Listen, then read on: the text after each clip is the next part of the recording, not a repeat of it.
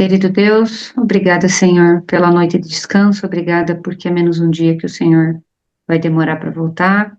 Eu peço também que o Senhor abençoe a carta de Tito, de Paulo a Tito, que vamos ler, vamos estudar. Obrigada porque finalizamos mais um livro das Sagradas Escrituras. Peço que o Teu Espírito Santo nos conduza no entendimento, na leitura, na interpretação, em tudo que vier no nosso coração e na nossa mente da Tua Palavra, que seja conduzido pelo Senhor, em nome de Jesus. Amém. Bom, ontem a gente terminou então a carta de 2 Timóteo. Eu vou fazer uma introdução aqui à carta de Tito, e tem aqui, a Maia acho que também tem, se tiver na dela, depois ela pode ler também. Então aqui diz assim: Paulo escreveu esta epístola pastoral ao co-obreiro amado Tito, no final de sua vida, mais ou menos na mesma época em que escreveu a primeira carta a Timóteo. Paulo deixou Tito na ilha de Creta, a fim de organizar as congregações e livrá-las das controvérsias improdutivas em relação à sã doutrina. É provável que Tito fosse um converso de Paulo, que se tornou um co-obreiro de confiança e agia em lugar do apóstolo. Tito acompanhou Paulo quando este foi a Jerusalém defender a sua obra aos gentios, e foi exemplo para uma nova compreensão entre os cristãos judeus, uma vez que não precisou ser circuncidado. Gálatas 2, do 1 ao 5. Tito demorou para ser um líder capaz, tendo sido eficiente na mediação do conflito entre Paulo e os cristãos de Corinto. Junto de outros, entregou a segunda carta aos Coríntios, além de ter ajudado a organizar e administrar a coleta para os santos em Jerusalém, feita por Paulo. Embora seja mencionado com frequência pelo apóstolo em suas cartas, Tito não é citado em Atos. Creta é uma ilha comprida e estreita no mar Mediterrâneo. Fica ao sul do mar Egeu, que separa a Grécia da Ásia Menor. A única viagem registrada de Paulo ao local foi durante sua ida a Roma. Segundo o relato do apóstolo, o povo de Creta tinha a reputação de ser mentiroso, glutão, imoral e cheio de vícios. Nossa. E aqui, finalizando. É possível que Paulo tenha escrito a Tito estando em Nicópolis, cidade que provavelmente ficava na costa oeste da Grécia. Como Paulo tinha liberdade para viajar quando escreveu a carta, ela deve ter sido escrita entre sua primeira prisão em Roma, em Atos 28, e seu encarceramento final ali, de 2 Timóteo, por volta do ano 65. Então, Paulo começou a carta de Tito numa época e finalizou por volta do ano 65. Tito era provável aqui, ele até dá uma referência aqui na carta de 1 Tito 1,4, então provavelmente ele era um converso, né, de Paulo, e Tito sempre estava ali ajudando a levar carta, né, entregar a carta ali às igrejas, sempre estava ali fazendo meio de campo a intermediação.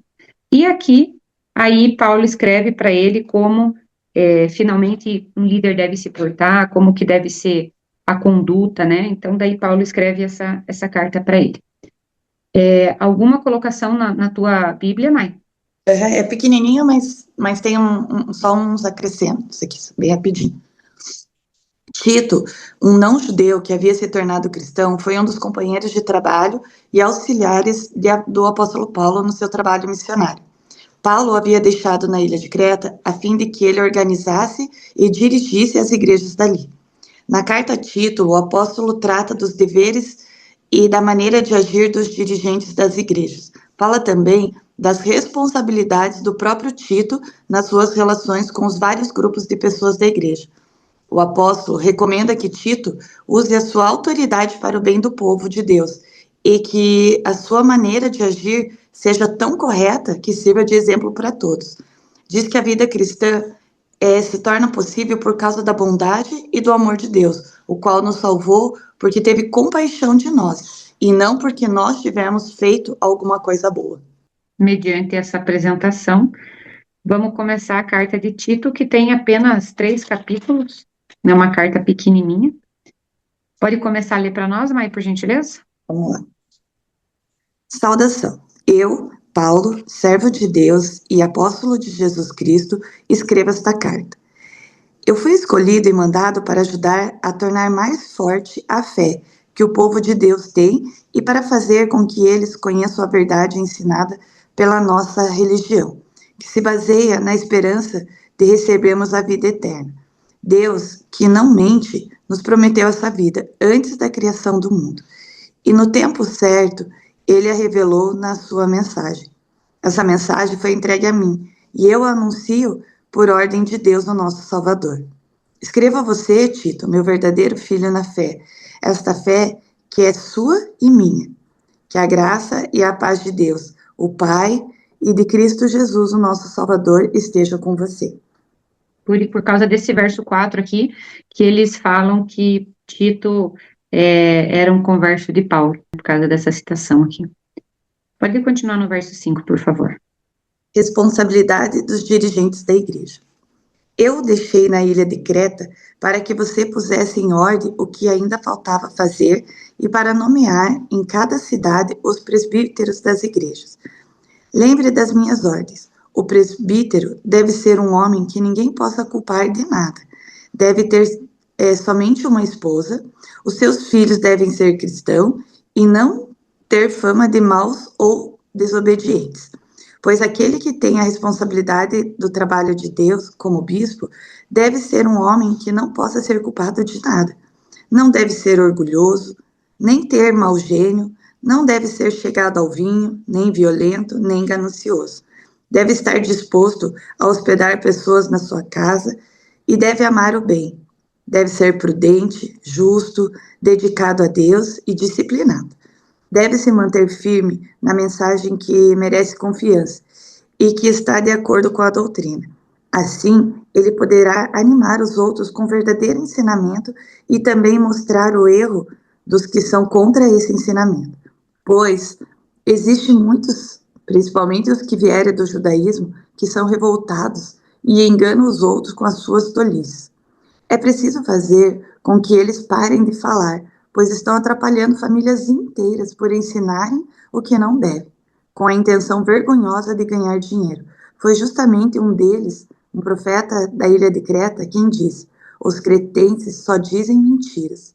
São como animais selvagens, são os preguiçosos que só pensam em comida. E ele tinha razão quando disse isso. Portanto, você tem de representar durante esses falsos mestres para que sejam sadios na fé e parem de dar atenção a histórias inventadas por judeus e a ensinamentos humanos que vêm de pessoas que rejeitam a verdade. Tudo é puro para os que são puros, mas nada é puro para os impuros e descrentes, pois a mente e a consciência deles estão sujas. Eles dizem que conhecem a Deus, mas o que eles fazem mostra que isso não é verdade. Estão cheios de ódio, são rebeldes e não são capazes de fazer nenhuma coisa boa. Para mim, aqui desse primeiro capítulo aqui de Tito, o que poderia, o texto que resume é isso daqui, ó, o verso 16. Na minha versão tá assim, ó: no tocante a Deus, professam conhecê-lo, ou seja, esse povo diz que conhece a Deus. Entretanto, o negam por suas obras. É por isso que são abomináveis, desobedientes, reprovados para toda boa obra. Ou seja, esse texto resume muito claro aqui a introdução, tipo, não adianta você falar que você é de Deus e você faz coisas opostas ao que Deus ensina. É basicamente isso, né? Outro ponto que eu queria ressaltar, a gente leu lá em Timóteo, que era um menino novo, né? Que Paulo gostava bastante. No livro de 1 Timóteo 3 ali, ele também vem dando as mesmas recomendações sobre os presbíteros ou a liderança da igreja. É a mesma orientação que Paulo deu a Timóteo sobre como o Timóteo deveria ser líder, como ele deveria escolher os líderes, né? É a mesma que ele dá para Tito, né? Então, assim, é um perfil ali que você seja casado, né? A sua família seja cristã, não imperfeita, porque perfeito não tem, mas que todos creiam naquela mesma fé, tenham essa mesma fé, a crença, que não seja futriqueiro, que saiba receber as pessoas em sua casa, seja hospitaleiro, seja amigo, seja sóbrio, não fique, não beba coisas alcoólicas, que tenha um alinhamento de postura. E todas essas características Paulo repete lá em Timóteo e agora aqui para Tito. que não seja violento, que não seja cobiçoso, que não seja ganancioso. Ele fala que tenha domínio próprio, que seja fiel à palavra, então que tenha esse perfil. Só na ganância ele fala sobre dinheiro, né? Então, só na ganância aqui, mais da metade já caiu fora, né? Ali o verso 10 diz assim: porque existem muitos insubordinados, palradores, frívolos e enganadores, especialmente os da circuncisão. Então, ele fala ali que existiam líderes, né, que ainda insistiam nessa questão da circuncisão, em fábulas, em histórias, lendas ali, né, mentindo, atrapalhando aqueles que estavam na caminhada sadia. Então, Paulo, ele adverte Tito desse perfil. Eu fico imaginando aqui como não deveria ser fácil, assim como não é hoje, né? Mas lá que o cristianismo estava crescendo e tal, naquele contexto, como não deveria ser muito fácil você ter um perfil dentro desse molde, porque não é um molde de perfeição, mas é um molde de alinhamento. Olha, tem que ser o mínimo possível. Uma pessoa íntegra, né? Que tenha sua família, que saiba receber as pessoas, sejam pessoas boas, sejam boas pessoas, tenham é, princípios. E não devia de ser muito fácil. Se hoje não é, imagine naquela época. Hoje é difícil. Para você escolher um líder da igreja, muitas vezes, e eu não falo nem de denominações, eu falo de igreja de uma forma geral. Muitas vezes você pega meio que o que dá, né? Porque não tem. Você precisa de liderança, é um trabalho voluntário da causa e não tem gente. Não tem gente. Seja porque não tem o perfil mínimo possível ali, que seja uma pessoa íntegra, com princípios, uma família cristã, ou seja porque as pessoas não se manifestam, não querem, ou tem outras ministérios já que estão atuando, ou tem outros compromissos, mas é difícil você achar. E muitas vezes você coloca o líder porque é o que tem, não porque está nesse padrão. E é difícil, eu acho que esse é assim como Paulo, ele dá esse direcionamento, mas com certeza ele deveria de enfrentar muitos desafios assim na obra. E ele tinha ali Timóteo, Tito, ele tinha os seus discípulos ali, vamos dizer assim, né, aqueles que ele orientava e tal, e esses que tinham, Paulo escrevia cartas a esses amigos, né, na fé, irmãos na fé, direcionando como cada um deveria se portar, como cada um deveria lidar com problemas, com situações, como cada um deveria escolher a liderança da região em que estava ali, e não devia de ser fácil. A gente sabe hoje, assim, como é difícil. Não, exatamente, acho que esse resume exatamente isso, assim, né? A importância do exemplo, do nosso testemunho, como faz faz tudo entender, né? Você sempre fala ali que faça, se necessário, pregue. Acho que faz tanto sentido isso, assim. Às vezes não adianta você falar que ele mostra, olha, para você poder ser um presbítero ali, né? Faça isso, isso, isso. É só exemplo, só seja esse testemunho mesmo, assim. Faz toda a diferença, porque não adianta a gente estar pregando, falando, e você agindo diferente. E ali, assim, ele vai trazendo todas as características, né? Foge, aquilo assim, ó, vai ser vã você querer pregar uma coisa bonita se você não agir dessa forma, né? E perfeito, não tem ninguém, só foi Jesus. A Bíblia é muito clara nisso. Mas quando você, por exemplo, estuda a história dos reformadores, eu acho lindas as histórias, né, dos pré-reforma e dos reformadores. Tem ai, como que é o nome? São Francisco de Assis também é muito linda a história dele. E realmente é assim, é você viver. É você viver e, se necessário, você fala. É o exemplo, é o que Paulo está dizendo aqui. Não adianta você falar que você professa, que você conhece. Vamos voltar o disco de volta, né? Quantos doutores na Bíblia, em Jesus, na história da igreja, tantas coisas existem, mas não vivem, não conhecem. É a mesma coisa. Vamos para o capítulo 2 de Tito? A doutrina verdadeira. Mas você, Tito, ensine o que está de acordo com a doutrina verdadeira. Ensine os mais velhos a serem moderados, sérios, prudentes e firmes na fé, no amor e na perseverança. Aconselhe também as mulheres mais idosas a viverem como devem viver as mulheres dedicadas a Deus. Que elas não sejam caluniadoras, nem muito chegadas ao vinho, que elas ensinem o que é bom, para que as mulheres mais jovens aprendam a amar o marido e os filhos, e a ser prudentes, puras, boas donas de casa e obedientes ao marido, a fim de que ninguém fale mal da mensagem de Deus. Aconselhe também os homens mais jovens a serem prudentes. Você mesmo deve ser em tudo um exemplo de boa conduta. Seja sincero e sério quando estiver ensinando. Use palavras certas para que ninguém possa criticá-lo e para que os inimigos fiquem envergonhados por não terem nada de mal a dizer a nosso respeito. Que os escravos obedeçam aos seus donos e os agradem em tudo. Que não sejam respondões, nem roubem os seus donos. Pelo contrário, que eles mostrem que são sempre bons e fiéis em tudo o que fazem. Desse modo, por causa das coisas que eles fizeram, todos falarão bem da doutrina a respeito de Deus, o nosso Salvador.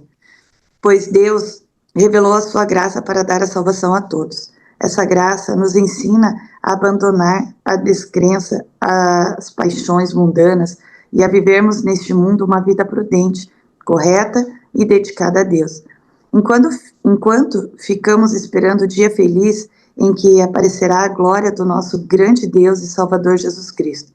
Foi Ele quem se deu a si mesmo por nós, a fim de nos livrar de toda maldade e de nos purificar, fazendo de nós um povo que pertence somente a Ele e que se dedique a fazer o bem.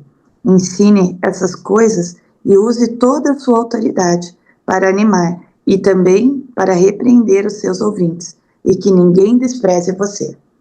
Aqui ele fala um pouquinho mais do mesmo, né? Embora a carta seja direcionada para Tito, como a gente já estudou Efésios e as demais cartas ali, a gente vê algumas coisas se repetindo, né? Então aqui ele dá uma pincelada sobre a mulher casada, os homens, as pessoas, os homens mais velhos, as mulheres mais velhas, idosas, escravos, né? Como que você tem que trabalhar para o seu Senhor, faça o melhor para que você seja o exemplo.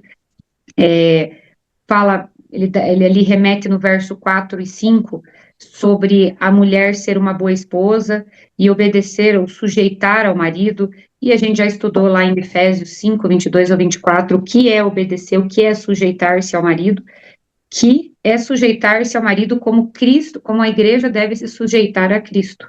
A Bíblia é clara em falar isso. E o marido deve amar a esposa como Jesus amou a igreja e ama a igreja.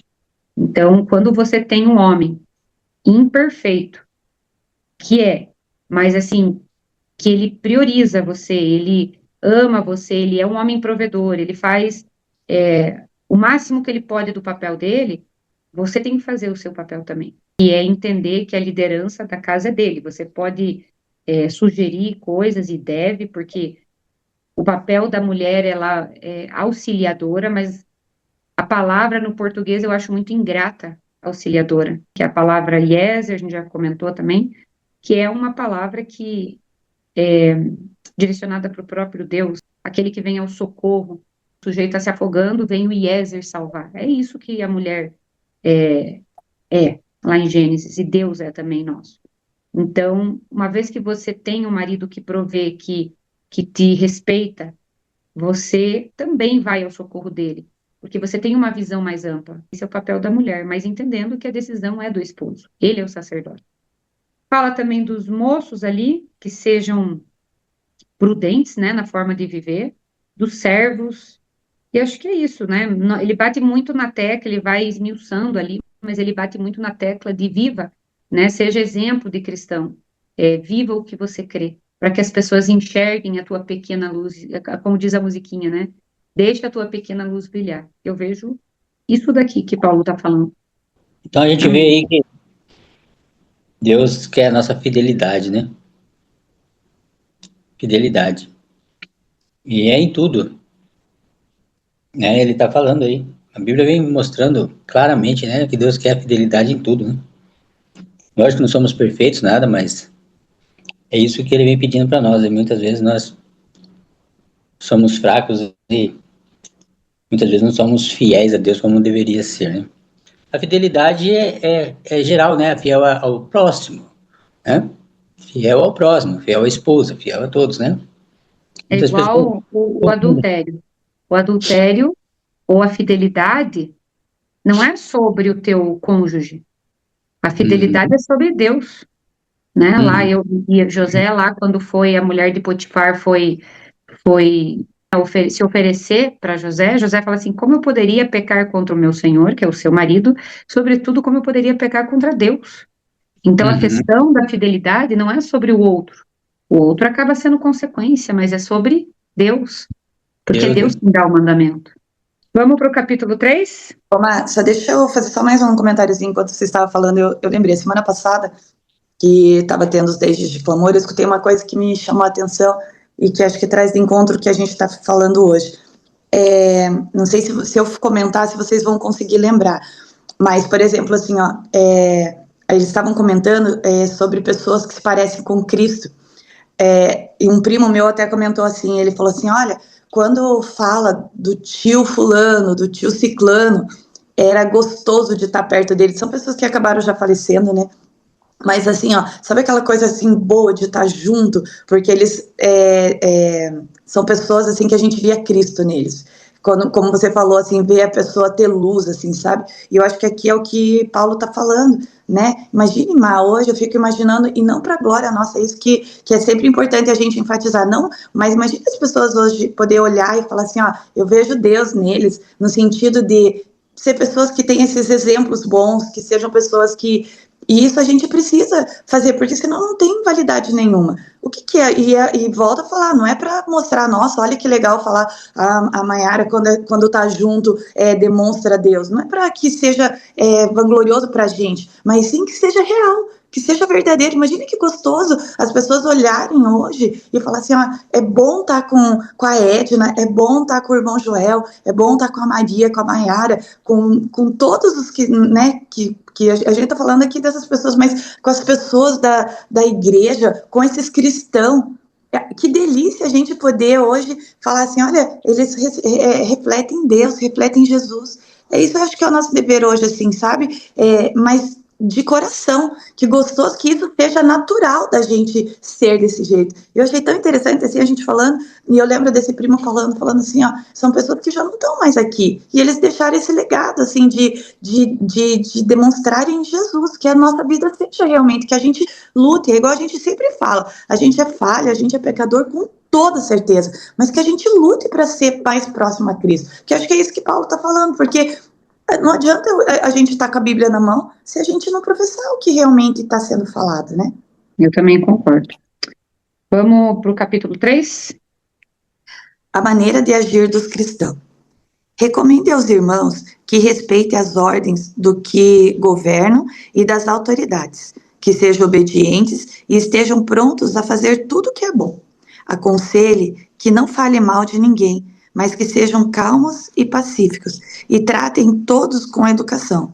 Pois antigamente nós mesmos não tínhamos juízo e éramos rebeldes e maus. Éramos escravos das paixões e dos prazeres de todo tipo e passávamos a nossa vida no meio da malícia e da inveja. Os outros tinham ódio de nós e nós tínhamos ódio deles.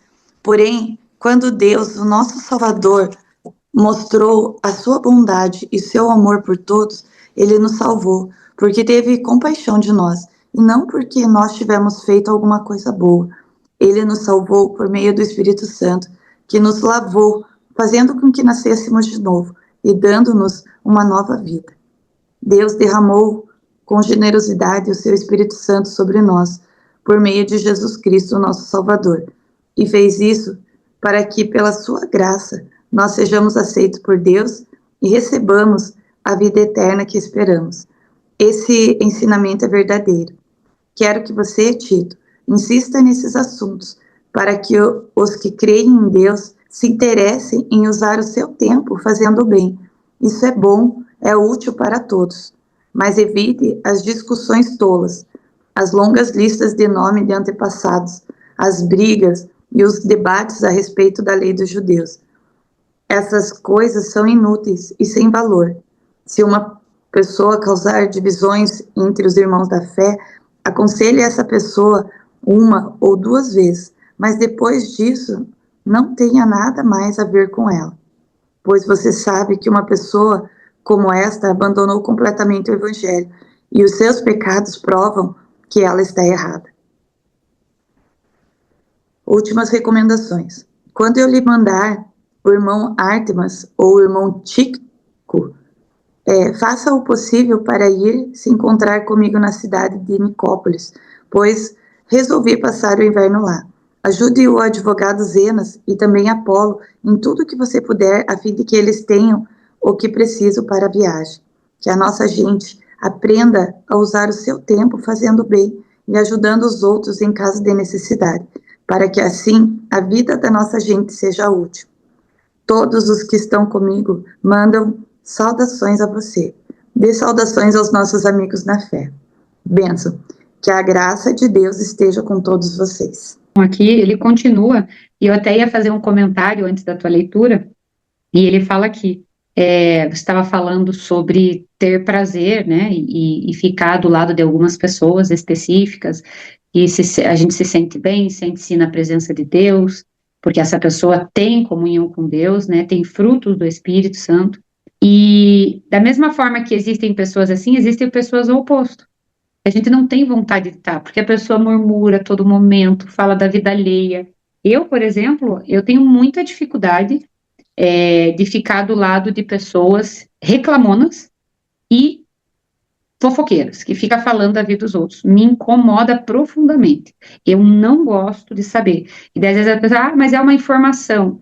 Cara, mas se não vai agregar informação, se você não vai falar essa informação, não falaria essa informação na frente da pessoa da qual está dizendo-se essa informação, e não vai trazer nada de benéfico, cara, não fala. Eu tenho muita dificuldade com isso, não gosto, não suporto ficar falando da vida dos outros, assim, o que eu não falaria na frente dessa pessoa. E ali fala, o meu verso 3 diz assim, pois nós também, outrora, éramos nécios, desobedientes, desgarrados, escravos de toda sorte de paixões e prazeres, vivendo em malícia e inveja, odiosos e odiando-nos uns aos outros. Era isso. Paulo, quando perseguia os cristãos, ele o quê? Ele odiava os cristãos. Tanto que ele aprovava a morte, ele muitas vezes colocou cristãos na cadeia, e você vê que o outro lado da moeda, que é você ser o cristão, você não sente isso. E não é fácil você orar por alguém que faz mal para você. Não é fácil. Mas você vê muitos, inclusive na história da Reforma Protestante, o próprio Jesus na cruz, ele olha, isso é o cristianismo, a essência do amor. Você olhar ali para o teu inimigo que te pregou ali na cruz, que está fazendo você sofrer fisicamente de forma intensa e profunda, extrema, e falar assim, Deus, perdoa, porque eles não sabem o que eles estão fazendo. Senhor, perdoa esses daí, porque eles não sabem o que estão falando. Isso é ser cristão. Do outro lado, Paulo perseguia. Do outro lado, quando eu falo, é na vida antiga de Paulo, antes dele se converter. Ele perseguia os cristãos.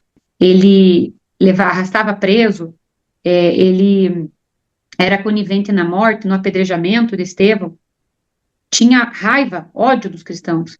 Agora, desse lado de cá, que é quando ele foi transformado por Jesus, ele olha para aqueles que fazem mal para ele e fala, cara, esse daí tá entregue a Satanás, mas, Senhor, né, tipo, perdoa, não sabe o que fazem. Esse o outro lado da moeda. E não é fácil a gente ser assim, a gente desejar que Deus perdoe aqueles que fazem mal pra gente. Não é fácil você orar pelos teus inimigos. Não é fácil, mas esse é o processo do cristão, esse é a obra do Espírito Santo na gente, é realmente fazer novo o nosso coração. Porque quando a gente está afastado de Deus, a gente sente, a gente é escravo, né, de todo tipo de prazer da carne. Nós somos desobedientes, né, nécios, a gente odeia aquele que faz mal, até que Deus se manifesta com a sua benignidade, como diz o verso 4, não por obras de justiça praticadas por nós. Então, Deus se manifesta em nós e através de nós, não pelas obras de justiça ou de bondade ou misericórdia que nós temos, mas segundo a misericórdia dele, que nos salvou mediante o lavar regenerador e renovador do Espírito Santo. Então, quando Deus se manifesta em nós e através de nós, não é porque somos bonzinhos ou coisa assim, muito pelo contrário, mas é para a honra e glória dele, do Espírito de Deus. A gente já leu, né, que entristeceu o Espírito Santo, mas que quando a gente vai se afastando dos caminhos de Deus, vai devagarzinho, é uma escolha aqui, outra ali, a gente vai perdendo, e o Espírito Santo, ele não gosta de ficar num lugar onde está poluído, né, a nossa mente, o nosso corpo. Então, não é fácil esse processo, mas, ao mesmo tempo, como eu escutei ontem a frase, todo mundo quer ter o poder, mas ninguém quer pagar o preço. Todo mundo quer ter o poder, mas ninguém quer dedicar tempo em oração. Todo mundo quer ter o poder, mas ninguém quer dedicar tempo na leitura da Bíblia, mais tempo para assistir televisão, para ficar no Instagram. Aí tem. Por mais cansado que esteja, tem. Eu nunca vi ninguém pegando uma Bíblia e indo no banheiro com a Bíblia. Mas com o Instagram vai. E daí aquele xixi que é 30 segundos, demora 15 minutos. Mas não é com a Bíblia que está no banheiro. E assim vai. Então, todo mundo quer ter o poder, mas o preço ninguém quer pagar. Ele repete ali também no verso 9, no capítulo 3 do verso 9, aquilo que ele também já orientou a Timóteo. Evita discussões insensatas, genealogias, contendas e debates sobre a lei, porque não tem utilidade e são fúteis. Evita o homem faccioso, né? A palavra faccioso no grego é airetikos, a pessoa preparada ou capaz de tomar ou escolher algo, mas a pessoa que é sistemática também. Então, evita essa pessoa, chama a atenção dela uma, duas vezes, mas se você vê que não vai ser funcional, não vai ser proveitoso, larga a mão. Sabe, a tua parte você fez de chamar atenção, mas assim, não queira ter razão. Eu acho que se eu pudesse resumir aqui, essa segunda parte aqui do capítulo 3 não queira ter razão. Viva, seja feliz. Não queira ser portador da verdade. A verdade é Jesus. Não queira portar, ele não precisa ter advogado, ele não precisa de alguém que defenda ele. Sabe, que alguém que bata no pé, não, porque a palavra de Deus diz, não, ele não precisa de gente assim. Ele é. Ele não precisa. Só viva. Evita discussões. Se alguém tem interesse, apresente, mostre, leve a palavra. Agora, se você quer, a todo custo, mostrar que fulano está errado, que você está certo, que, né, você tem razão, e que fulano precisa urgentemente mudar, tem que ser feito com amor, carinho, mas assim, não com razão. Ontem eu tive um aprendizado, eu estava num momento ali, teve uma situação, e eu vi como Deus é paciente com a gente, como Deus, ele é paciente em esperar a gente. Nas nossas imperfeições, nos nossos pecados, é como se ele fica ali do lado, ele fala, poxa, venha. E daí ele espera até a gente ir até ele. E aí ontem, de forma pessoal, né, particular, aconteceu isso e eu ainda me conscientizei, eu falei, como se Deus falasse, então, é assim que você tem que tratar a tua filha. Quando ela erra, quando ela está aprendendo ou se deslumbrando por um caminho que não é o meu, que vai acontecer, né? Eu, com quase 40 anos, ainda, né, peno, porque a gente é imperfeito, imagine ela que está conhecendo tudo. Então, assim, é isso, é não abandonar, estar ali do lado sem julgar, sem dar lição de moral, tá ali do lado esperando, paciente com amor. E aí, quando a pessoa olha para você, você está de braços abertos. Eu aprendi isso ontem com Deus e me senti constrangida, porque eu falo, poxa vida, a gente exige às vezes tanto dos nossos filhos e a gente age igual a eles. O que você falou é algo muito importante para nós, porque a santificação só vem através da nossa perseverança com Deus, né? Porque se nós não buscar o conhecimento da palavra de Deus, igual agora aqui nós estamos lendo, e a Bíblia está falando, ó, seja assim, seja assado, né? Seja amoroso, seja respeitoso. É Deus falando conosco através de Tito, né? Então a gente vê assim que nós muitas vezes queremos, igual você falou, ter poder, né? Mas nós não fazemos o dever de casa, na verdade, né? Porque Jesus disse, né? Deus nos deu esse poder, mas a gente tem algo a fazer para ter esse poder. E isso é o amor. Nós temos que ter esse amor, tem que crescer dentro do nosso coração para que nós tenhamos o poder. Muitas vezes nós, igual você falou, damos mais valores ao celular ali, ao Instagram e isso, aquilo, do que a Bíblia. A Bíblia muitas vezes passa o dia, a pessoa não nem pega a Bíblia, passa semana, passa mês, passa ano, e nem, né? E é que nem eu ouvi o padre falou isso, gente, ele falou sobre a colherzinha, né? Que ele foi visitar a pessoa e aí a pessoa deu algo para ele comer e de repente ele pegou a colherzinha e colocou dentro da Bíblia. E ela falou um monte, né? E aí um dia o padre voltou lá, né? Aí ela falou pro padre, só não leva a colherzinha de novo, né, padre? Aí o padre falou assim, pois é, mas essa colherzinha tá aqui na tua casa, tá dentro da sua Bíblia. Eu queria saber quantas vezes você abriu a Bíblia, né? Ela, né, não tinha aberto a Bíblia, por isso que ela não achou a colher. Então, o que acontece muitas vezes é isso, as pessoas ficam preocupadas com a vida dos outros, falando da vida dos outros, e não cuida, né, da própria, né? Então, a gente precisa estar aí atentos, né, na nossa vida e procurando fazer, né, os ensinamentos que Deus coloca aqui para nós, porque tudo que Ele fala é para o nosso bem, né? Tanto que aquilo que nós falamos, que foi falado aí agora, se a pessoa for assim, ninguém quer ficar perto, né? Porque eu vejo que isso aí, eu era assim antigamente, hoje ainda tenho coisas que têm melhorado na minha vida, mas era assim, eu entrava por uma porta, os filhos saíam por outra. Então, mas Deus não quer isso, a gente precisa